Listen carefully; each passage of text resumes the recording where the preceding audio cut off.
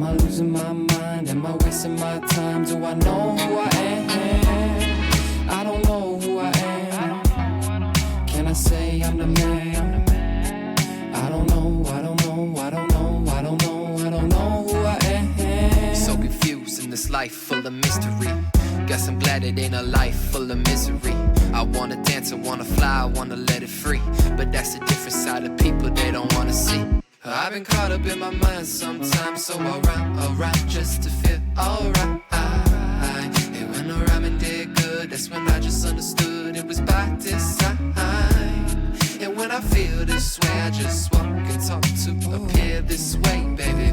I don't know what to say, baby. I don't know what I am, baby. That's just how I play, baby. Yeah. I don't know who I am. Can I say I'm the man? Am I losing my mind? Am I wasting my time? Do I know who I am? Powered by Riverside FM. Welcome to Unconventional Playbook. I'm your host, Lionel Jones. Please hit that like and subscribe button.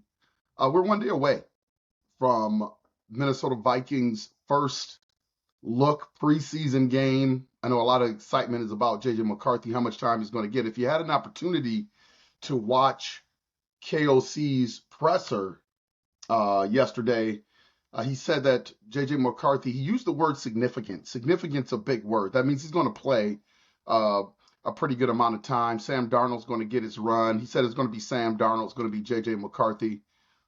And then it's going to be the Mormon missile from BYU after that. But he said significant playing time. So it means that JJ McCarthy, when he takes over from Sam Darnold, is probably going to get the whole rest of the half. I don't expect Sam Darnold to play more than 2 possessions in that game.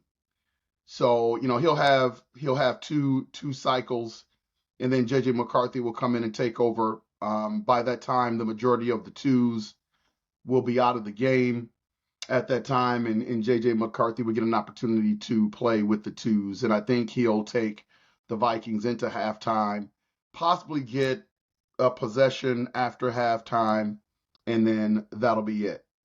But I like the word significant. I mean, this is going to be a large body of work for the fans, for the coaches to see JJ McCarthy under the fire, you know, where he'll get a chance to get hit. And I thought it was really, really funny that JJ McCarthy, when a reporter asked him what he was looking for in his first preseason game, JJ McCarthy said, "I'm looking forward to seeing a vanilla defense." I'm looking forward to seeing a vanilla defense because that sends the message to me that B-Flow is getting after him in practice. And B-Flow has said that he is a part of his development as well. You know, if you are taking iron sharpens iron, you know, if you are taking calculus every day, and, you know, to use a math term, you know, once you get back to general math, you know, it should be a lot easier. And what they're trying to do is create an environment for JJ McCarthy that practice is harder than games. So when he gets to the point where he gets an opportunity to play and step in, things will be a little bit slower. Things won't be as complex. He's learning how to read defenses every day. And I think he is handling that according to all the information that we're getting out of training camp. JJ's making some mistakes in training camp, but he's making your typical rookie mistakes. And, you know, the one thing I try to tell players that play for me is that it's okay to make mistakes, you know, but have your first day be your worst day, and don't make the same mistake today that you made yesterday. And that's how you measure growth. And I think you're seeing that from JJ McCarthy. You have to keep in mind that when he was in college, man, he just wasn't asked to do a whole lot in terms of throwing the ball. They had that ground and pound offense, which there is nothing wrong with that. And that doesn't send you any sort of message that the kid can't play. He just wasn't asked to do much. So now he's stepping out of his element, especially with a coach that is a quarterback whisperer like KOC, and that throws the ball a lot. He's about a 60-40 guy when it comes to balance, passing, and rushing, although that may be a different percentage breakdown this year because of the addition of Aaron Jones and some of the things that KOC wants to do in the running game, especially with the offensive line looking a little bit better this year. I think that's safe to say, looking at training camp the last couple of weeks, I think the running game is going to be enhanced, and that's only going to help whoever the quarterback is back there. But again, it is a pass-heavy offense for the Minnesota Vikings. And so tomorrow, JJ McCarthy is going to be on display. And I always sit back and think about, it's easy for us as laymen and people that cover the Vikings and stuff like that to, get ready for this game tomorrow and, get your popcorn or whatever your snacks are, your wings. And, people are always excited for that first preseason game because it's NFL football again. But can you imagine what JJ McCarthy must be going through now? Like in front of the cameras, he's always going to be playing it cool. And this guy has played 1,000,001 football games. So, I don't think he's necessarily nervous about the game, but this is NFL football, and it's going to be a little bit different than anything that he's ever experienced before. And practice just doesn't do it. Like I know he's gone through, 11 to 14 practices and OTAs and mini camps and stuff like that, but you can't replicate that in a practice. I don't care what these coaches try to tell you about inter-squad scrimmages and practicing with pads and all that type stuff. It's not the same as a football game. In a football game, you have guys on the other side that are trying to tear your heads off. And it doesn't get any more laxed in preseason games. If anything, you get a little bit more reckless of a player out there because you got guys going full board trying to tear your head off that are trying to make a team, that are trying to impress somebody. So in certain ways, it's a little bit more recklessly intent, if that's a word, for most teams out there. And so JJ McCarthy is going to have guys tomorrow for the first time that can hit him, that can sack him, that can try to tear his head off and try to make a name for themselves so they can make their team. And so it's going to be interesting to see how JJ McCarthy handles that. Significant playing time is what KOC said. So I'm really, really looking forward to that. I think JJ McCarthy will play well tomorrow. I think this guy is a gamer, and I think you're going to see that tomorrow. Like any human being in this situation, I believe probably early he's going to be a little bit nervous. He's going to want to impress. He knows all eyes are on him, and for a young man of 21 to be able to go out there and carry that weight is just incredible. I know when I was 21, I probably wouldn't have been able to do anything like that, even if I had the ability or the skill to do that. So I'm looking forward to JJ McCarthy getting out there. I think it's also a big night for a lot of players, that have to have significant games going forward for the Minnesota Vikings in the 3 preseason games. Like one is Dwayne McBride.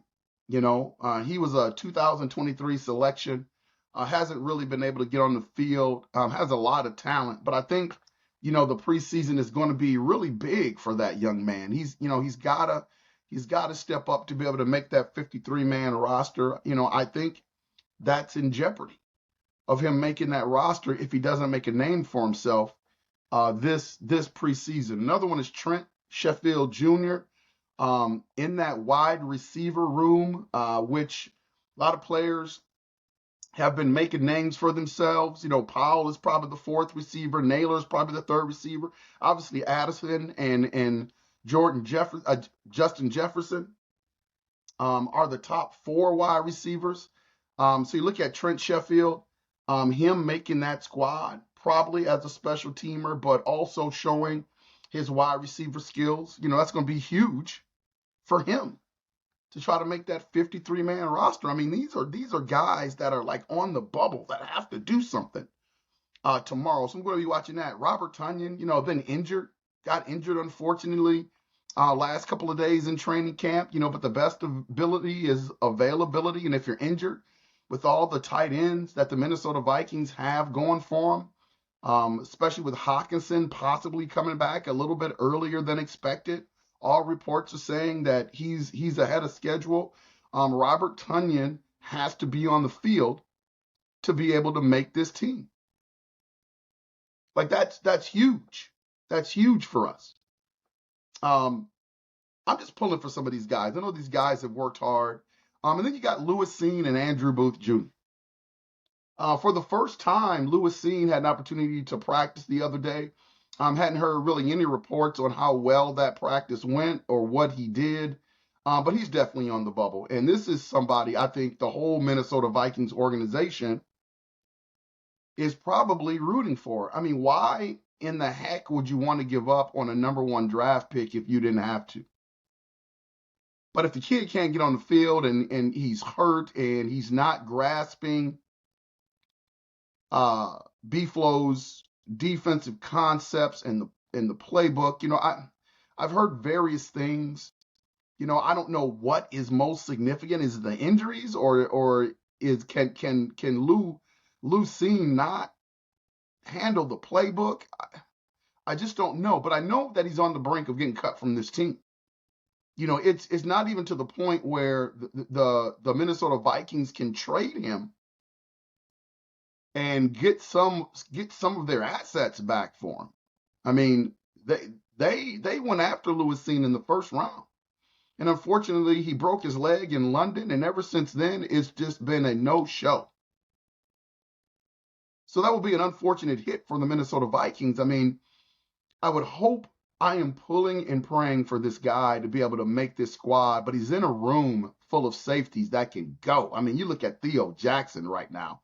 Theo Jackson, out of all the safeties right now, is bringing it. And not that the other ones aren't, but I don't think the Minnesota Vikings coaching staff expected Theo Jackson to be the Theo Jackson that he is.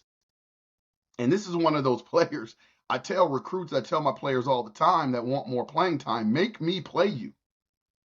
Like, I don't have any favorites. Make me play you. And that's what Theo Jackson is doing right now for the Minnesota Vikings. I mean, he's turning heads in practice. Brian Asamoah, again, he was part of that recruiting class where we haven't been able to get a lot of players on the field. And right now he is flying around in practice like a Tasmanian devil. He wants to make that 53-man roster. And Theo Jackson is another one of those guys that wants to make that 53-man roster. They're hungry. They're starving for it. So Theo's another one of those guys. And then you got Andrew Booth Jr., who, if there's any spot where you can make the team, if you have any pulse, is at the cornerback spot. I mean, our cornerback room is depleted. And we've added some veterans, but we don't know how that's going to look. And I don't know how much run these guys are going to get in preseason because we're already thin. We don't want any more injuries, especially with that unit. So it's going to be interesting to see how B-Flow KOC handles that. But if there was any spot, man, you can make this team, you would think it would be cornerback. If you have any pulse or show any aptitude to being able to grasp what's going on and being able to put that in physical form on the field, you should be able to do that. And so if Andrew Booth Jr., a highly touted corner coming out of college, can't make this team within that unit, then, man, he probably can't play. Because you're going to get nothing but opportunity now. Guys have been hurt, and, unfortunately, we had a death earlier in training camp. Well, before training camp started. Man, if you can't make the team at that spot, what does that say? So I'm hoping for Andrew Booth Jr. Tomorrow is it's not going to answer everything, but it's going to give fans and people that follow the Vikings a little bit of insight of where people are. It's not going to tell the whole story, but it's going to give a little bit of insight of where people are on this team. And you're going to get a chance to watch players that you've probably been hearing a lot about. LDR on the defensive line. Oh, man, I can't wait to see him. You're talking about, I used the term earlier, Tasmanian devil. I can't wait to see this kid play because he is, I don't want to go as far as to say he is John Randall, because John Randall's a Hall of Famer. So LDR is far from that. But he's one of these, 7th round pick guys that, you kind of just throw in at the end because he has a high ceiling. This guy's been getting a lot of reps with the ones, and he's been disruptive. And he had the same style of play in college, and he is filling a spot or a role where the Minnesota Vikings really didn't get a chance to address through the draft or through free agency. Not with a lack of trying. I mean, they made some offers out there to some, big time defensive tackles, but they went elsewhere. And so now they're trying to fill that spot. LDR may be somebody that could be that defensive tackle in the future, or maybe a nice stopgap. But I'm interested to see what this kid can do tomorrow, first time on the field. I am super excited for tomorrow. I've never been excited for preseason games. You know, I tune in usually to the first one, to see some of the guys that we've drafted, to see some of the guys that have been talked about in training camp. But I may tune in for all three of these preseason games to watch, to see the progression of the quarterback battle, to see the progression of other battles with other units, to see JJ McCarthy. I think this may be the last time, if Sam Darnold is legitimately the one, which I think he is, this may be the last time we see Sam Darnold. He's going to get a lot of run in the inter-squad practices next week with the Cleveland Browns, which probably means he won't see any time in the preseason game because that's where he's going to get his reps. It's going to be interesting to see how they handle JJ McCarthy that week. Will JJ McCarthy again get significant playing time in that second preseason game? Because I don't expect Sam Darnold to get that. Mullins, who won't play tomorrow, will probably get some time against the Cleveland Browns. If JJ McCarthy is number 2, then they probably are going to ship Mullins out at some point to kind of get some later draft picks back. But I also like the idea of keeping Mullins around so you have a vet in that quarterback room. So it kind of all depends on what your philosophy is. And then I don't expect Sam Darnold to play in the last preseason game. So this may be our only shot to see Sam Darnold. And again, I don't expect for him to play more than 2 possessions for the Minnesota Vikings tomorrow during the preseason game. Lots of things to look forward to. What are you guys looking forward to? Put it in the comments if you have an opportunity. We're going to have the sports guru, Mr. Patrick Buchanan, on for a recap after the game is over on Sunday. So it'll be interesting to see what his thoughts are in terms of the preseason game and some of the things that he saw. He's got a pretty good eye, and he always has some interesting takes on certain players. So he will be back for UP Nation Sunday with the recap. So yeah, a lot of good things to look forward to. Enjoy the game on Saturday. It's going to be a good one. Good preseason game to watch. A lot of things are going to be answered.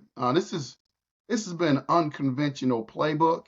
Hit that like and subscribe button. Keep this thing growing. Appreciate all the love and support. Keep the comments coming in. I like answering some of the questions that you have in the comments. I like interacting with you guys during the comments. So keep that going. Keep hitting that like and subscribe button.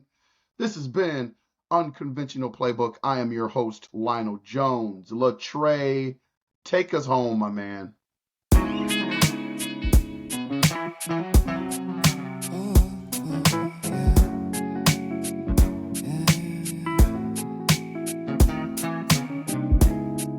I don't know who I am. Can I say I'm the man? Am I losing my mind? Am I wasting my time? Do I know who I am?